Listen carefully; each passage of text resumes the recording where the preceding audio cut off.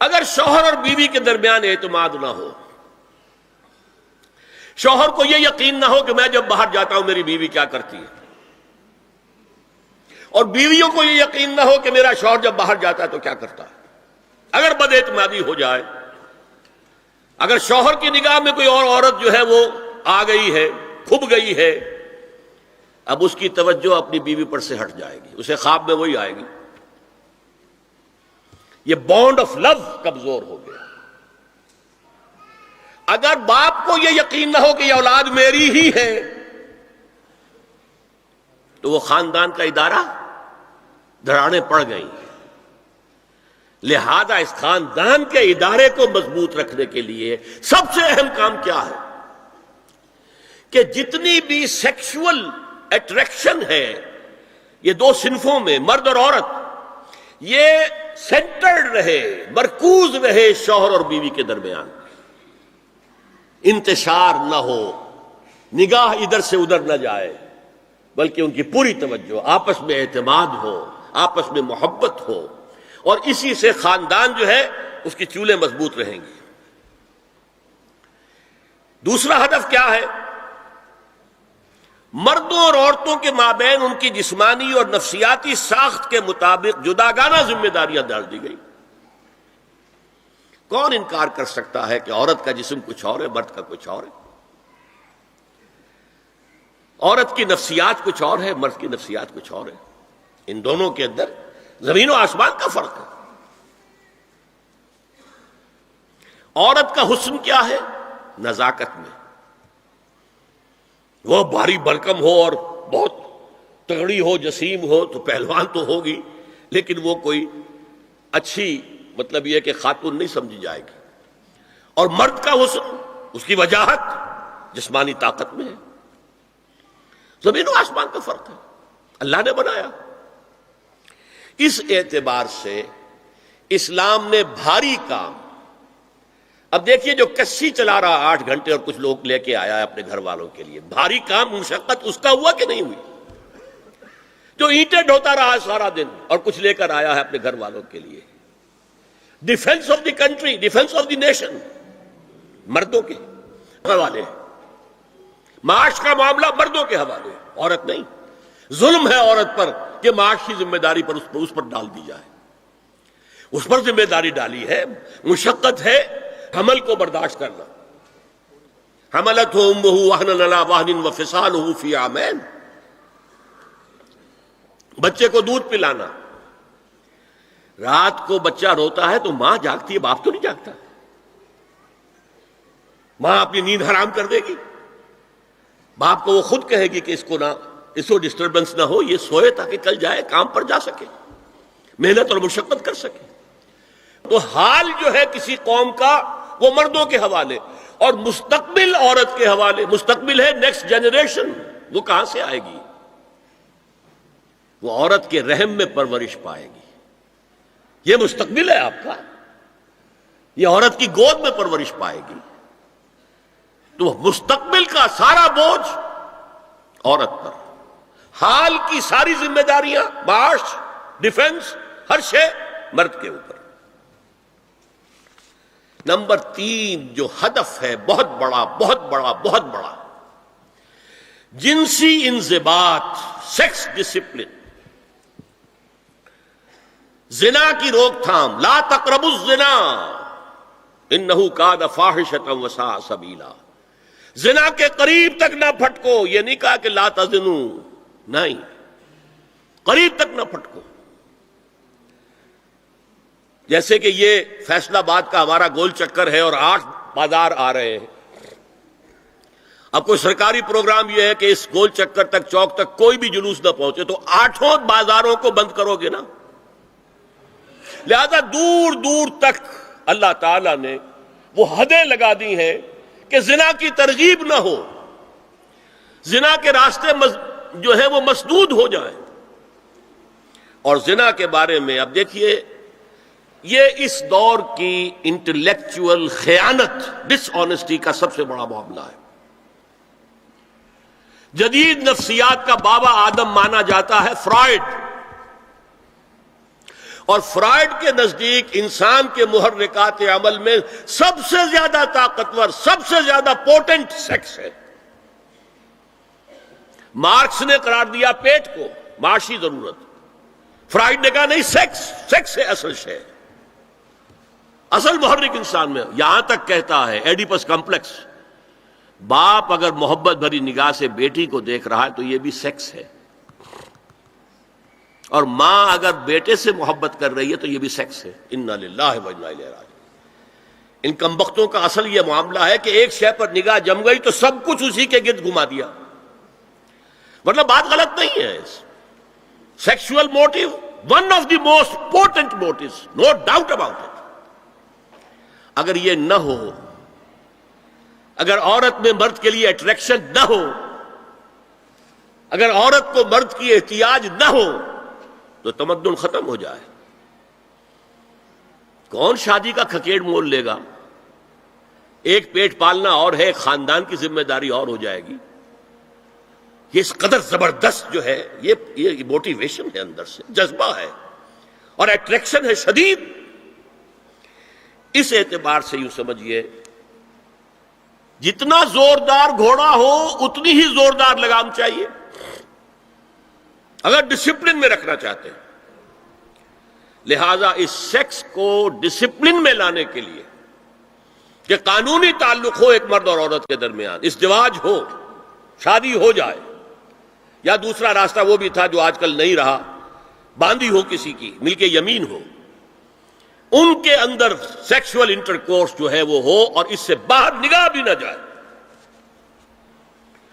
اس زنا کے بارے میں حضور نے جو، اچھا ایک تو میں آپ کو بتاؤں کہ قرآن اور حضور دونوں کس قدر حقیقت پسند ہیں۔ سورہ آل عمران میں فرمایا زُيِّنَ لِلنَّاسِ حُبُّ الشَّهَوَاتِ مِنَ النِّسَاءِ وَالْبَنِينَ وَالْقَنَاطِيرِ الْمُقَنطَرَةِ مِنَ الذَّهَبِ وَالْفِضَّةِ وَالْخَيْلِ الْمُسَوَّمَةِ وَالْأَنْعَامِ وَالْحَرْثِ۔ انسان کے اندر محبت پلا دی گئی ہے، مزین کر دی گئی ہے، کن کن چیزوں کی؟ سب سے پہلے عورت، سب سے امپورٹنٹ موٹیو عورت، پھر بیٹے، پھر ڈھیروں مال، سونا چاندی، آلہ گھوڑے نشان زدہ، اور مال مویشی اور کھیتی، لیکن سب سے پہلے عورت۔ زُيِّنَ لِلنَّاسِ حُبُّ الشَّهَوَاتِ مِنَ النِّسَاءِ وَالْبَنِينَ وَالْقَنَاطِيرِ الْمُقَنطَرَةِ مِنَ الذَّهَبِ وَالْفِضَّةِ وَالْخَيْلِ الْمُسَوَّمَةِ وَالْأَنْعَامِ وَالْحَرْثِ۔ اسی طرح دیکھیے حضور صلی اللہ علیہ وسلم فرماتے ہیں، یہ مسند احمد میں بھی حدیث ہے اور حاکم اور بیہقی نے بھی، عن انس ابن مالک رضی اللہ تعالی عنہ قال قال رسول اللہ صلی اللہ علیہ وسلم حبب الی النساء والطیب وجعلت قرۃ عینی فی الصلاۃ۔ اس تمہاری دنیا میں سے مجھے تین چیزیں محبوب کر دی گئی۔ حبب الیہ، نمبر ایک نساء۔ کوئی جھجک کی ہے آپ نے بیان کرنے میں؟ ہم شاید یہ جملہ کہتے ہوئے جھجکیں گے، اللہ کا رسول نہیں۔ حقیقت ہے، اس کا اعتراف کرو، بہت مضبوط موٹیو ہے، اس میں کوئی شک نہیں، کوئی شک نہیں، کوئی شک نہیں۔ حبب الی النساء والطیب، خوشبو، وجعلت قرۃ عینی فی الصلاۃ، اور میرے آنکھوں کی ٹھنڈک نماز میں ہے۔ اسی طرح خود قرآن میں سورہ احزاب میں جب حضور سے کہا گیا کہ اب بس جتنی شادیاں ہو چکی تھیں آپ نے کر لی ہیں، اب آئندہ نہ کیجیے، وہاں بھی صاف الفاظ آئے ہیں، اللہ کو بھی واللہ لا یستحیی من الحق، اللہ کو حق بات کہنے میں کوئی حیا یا کوئی جھجک نہیں ہے۔ وَلَوْ أَعْجَبَكَ حُسْنُهُنَّ، اے نبی چاہے عورتوں کا حسن جو ہے وہ آپ کو بھلا لگے، لیکن اب آئندہ شادی نہیں۔ یہ میں تائید کر رہا ہوں فرائڈ کی، اس گدھے نے جو آگے تک پہنچا دیا ہے معاملہ وہ ہے غلط۔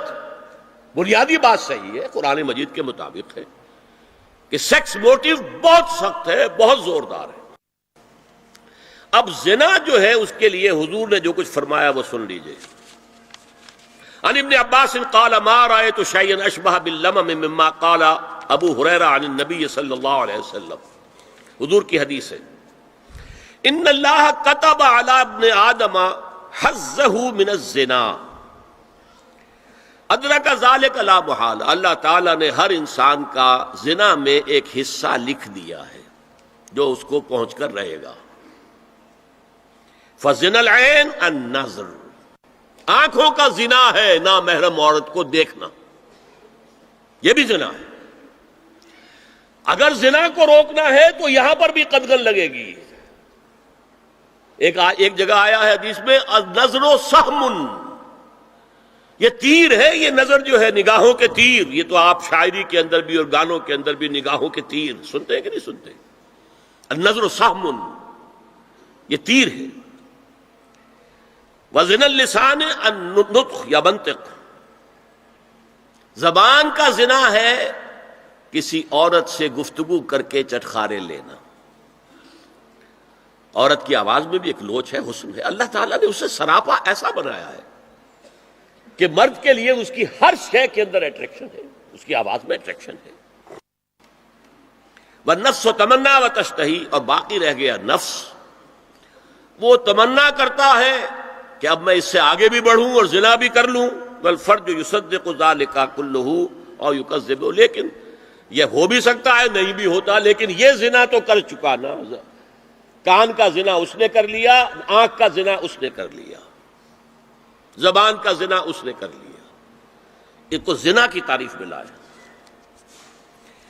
ایک اور روایت ہے جو مسلم میں ہے، عن ابی ہریرہ کتب علی ابن آدم نصیبہ من الزنا مدرک ذلک لا محالہ فالعینان زناہما النظر والاذنان زناہما الاستماع واللسان زناہما الکلام والید زناہا البطش والرجز زناہا الخطأ والقلب یہوی وتمنا.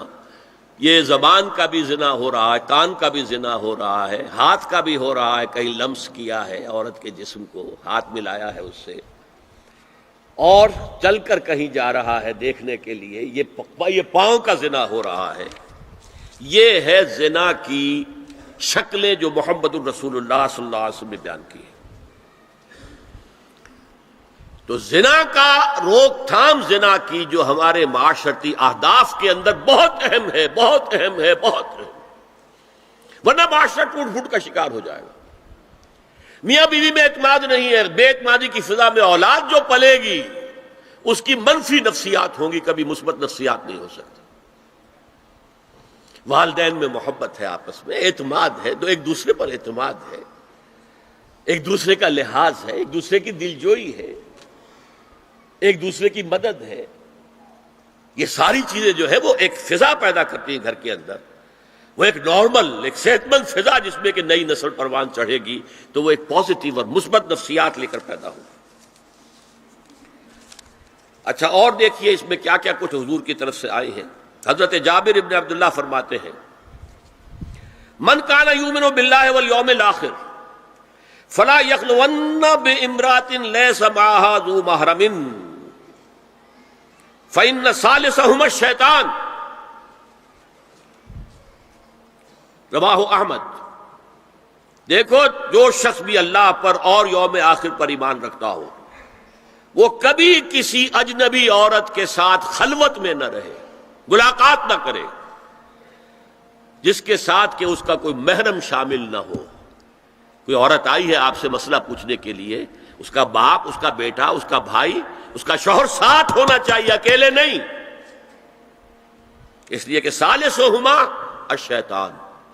جہاں یہ ایک مرد اور ایک عورت جو ایک دوسرے کے لیے نامحرم ہے، جب ملیں گے تیسرا وہاں شیطان موجود ہوگا. اسی طرح حضرت ابن عباس کی روایت ہے لا یخلون رجل بامرأۃ الا ومعها ذو محرم ولا تسافر المرأة الا مع ذی محرم. کوئی مرد کسی عورت کے ساتھ خلوت میں نہ ہو، اکیلے نہ ہو، مگر یہ کہ اس عورت کے ساتھ اس کا محرم موجود ہو. اور کوئی عورت سفر نہ کرے جب تک کہ اس کے ساتھ محرم موجود نہ ہو.